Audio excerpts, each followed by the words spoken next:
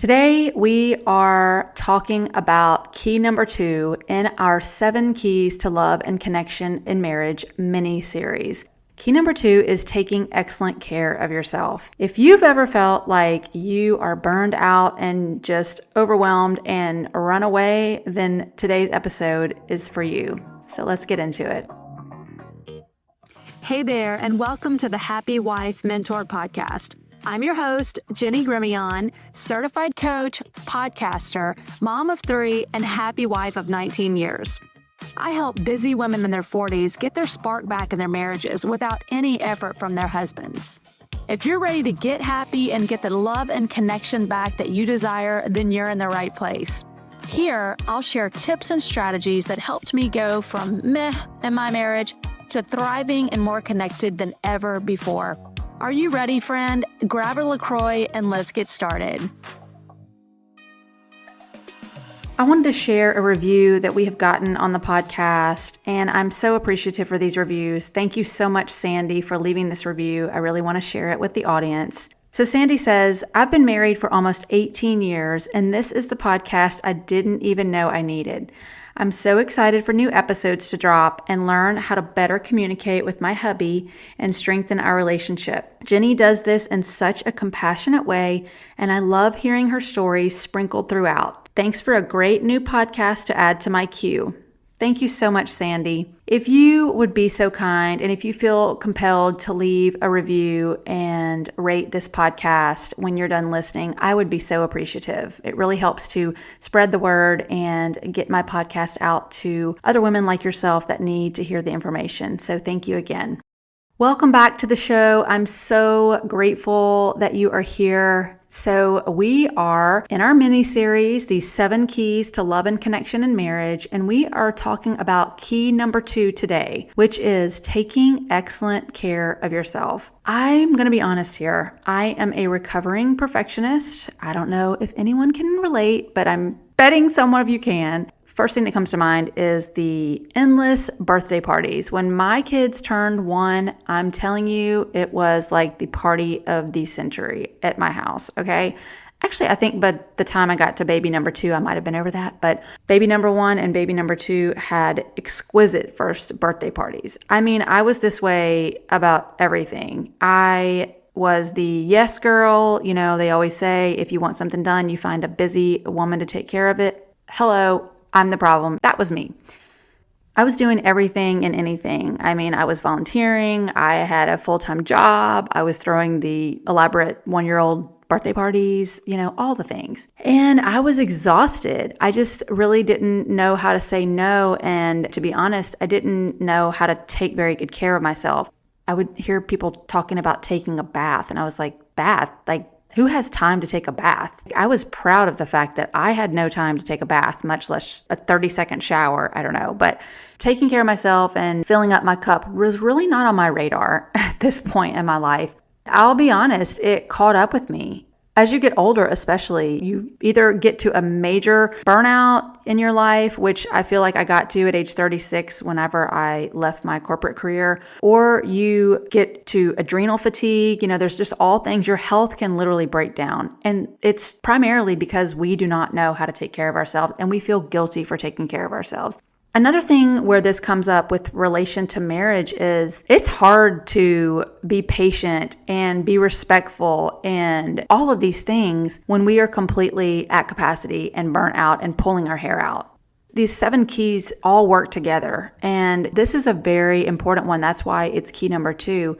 We have to learn self-care and how to take care of ourselves. So I have 3 tips for you today that I want to talk to you about, and I think that you can take home with you to really change the way you see this and start to do a better job of taking care of yourself. Hey friend, quick pause before we dive back in. If you're listening in and really getting value from this 7-part mini-series, then I want to personally invite you to join the priority list for my upcoming group coaching program, The Magnetic Wife Method. This is an 8-week experience where I'll walk you through my 7 keys to love in more depth and detail to help you stop the cycle of resentment, reconnect with yourself, and inspire the marriage you truly desire. Spots are limited, so if you want to be the first to know when the doors open, click the link below in the show notes and add your name to the list. I'd love to see you inside. Key number 1 is to make a list of 25 things that you love to do, that make you happy, simply for the fun of it, the enjoyment of it. And no, I am not talking about laundry. Even if you like the way it feels when laundry is done because it's done, no, you're still in hurried, busy woman syndrome mode. How do I know this? Because it was me. No, I'm talking about things that you love to do that just make you happy. It can be frivolous, big things like going away for the weekend to the beach with your friends. It can be also small things like sitting down for 15 minutes to read a novel. It can be playing pickleball. It can be getting out in your yard and gardening. And if you are kind of like glazing over right now, like don't even know where to start with this, that can be normal. So you're not alone. Many of us have handled everything else for everyone else for so long that we don't even know what we like. So this might be a process for you to sit down and make this list. But honestly, get a cup of coffee, get a LaCroix, sit down and take your journal out and make this fun. Even when you were growing up, what did you like to do for fun? I actually have an episode about having fun, which is episode number 5. If you want to go back and review that, it'll get a little bit more deeper into that.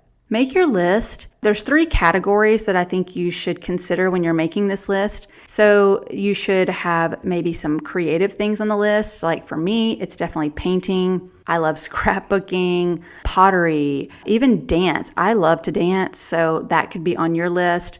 Then there should be maybe some physical things on your list. I love fitness. I love working out. It's always been an outlet for me. Walking, playing pickleball, or playing tennis. Those are fun, but also physical. And then also some social items on your list. Calling your mom, or calling your girlfriend, or going to dinner, or going to lunch with your friends. Maybe it's going and taking a class with other like-minded women, whatever it might be on. That might be something creative, but you're going to take a class, so that would count for social and creative. But think about those 3 categories when you're making your list. And I would challenge you to do at least 3 of these things every single day. Because again, in order to be happy and also to just handle life and family and marriage, you have really got to put your oxygen mask on first. And if you notice that you're being very testy and you are noticing that your husband is just annoying you majorly right now, it probably means that you are low on your self-care. If you find yourself in what I call self-inflicted suffering, which is maybe you're crying, maybe you're angry, maybe you want to run away, all of the above, I would ask you, how was your self-care that day? And you've really got to make this a priority.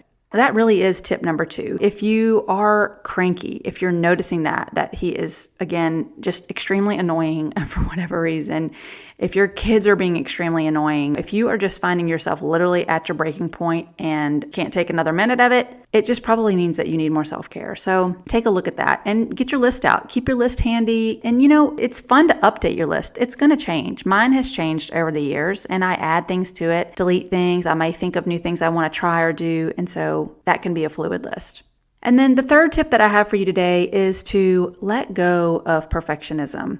One thing I always thought about keeping a house is it's like eating Oreos while you're brushing your teeth. Am I right? I mean, can you relate to that? You clean the kitchen up and within 15 minutes, it's trashed again. Or you clean all the toys up and within 15-20 minutes, it looks like you did nothing. There is always going to be something that needs to be done around the house. Learn to be okay with letting some of that go if it means that you're not going to get to do your self-care and things to make you happy because you feel like the sink cannot have one dish in it. within letting go of perfectionism is stop comparing yourself. I mean, it's so hard for us today because we're in this society with social media where we're just constantly seeing beautiful homes and beautiful women, and their children are dressed perfectly and look perfectly. And again, their home just looks like they don't even live in it. That's just not reality. Stop comparing yourself to others. Maybe you don't throw the 1-year-old birthday party of the year. Your 1-year-old, they don't care. They just want to play with a balloon and they want to stick their hand in some cake and maybe eat cake for the first time. I have really had to let go of some of that perfectionism, and it's really helped, and it has allowed space in my life to take better care of myself. I actually take baths now. I don't do it every day, but it is on my list. A hot bath with some lavender and some Epsom salt, that makes me happy, and it makes me sleep amazing as well. I would suggest that you let go of some of that perfectionism. So to recap, our 3 tips today on taking better, excellent care of yourself is going to be tip number 1, make a list of 25 things that make you happy, and then commit to doing 3 of those at a minimum per day. And then number 2 is know your limits. If you are feeling extremely cranky with your husband, if he is annoying the crap out of you, if your kids are annoying you, then maybe you are low on self-care and it's time to put the dishes, put the baby, put work down and go do something for yourself, even if it's for 15 minutes. And then number 3, the third tip is to let go of perfectionism. The work can wait. The house can wait. You filling yourself up is much more important than all of those things that are going to be there tomorrow and the next day.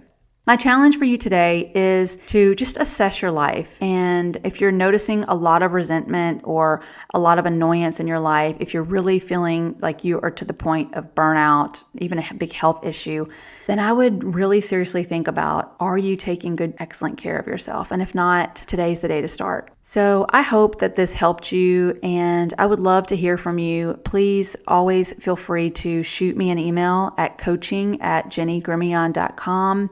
If you feel like you are at a point where you are looking for some support around what I've been sharing so far on the podcast, reach out to me and let's discuss if coaching might be right for you. I'd love to help you with this.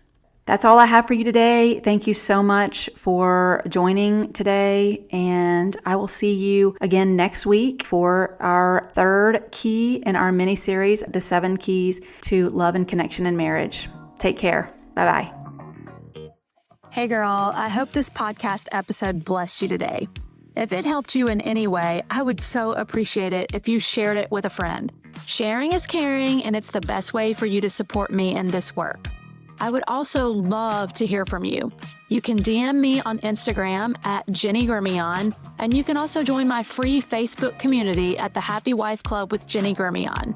So, go do something fun for yourself today, and I'll see you right back here next week.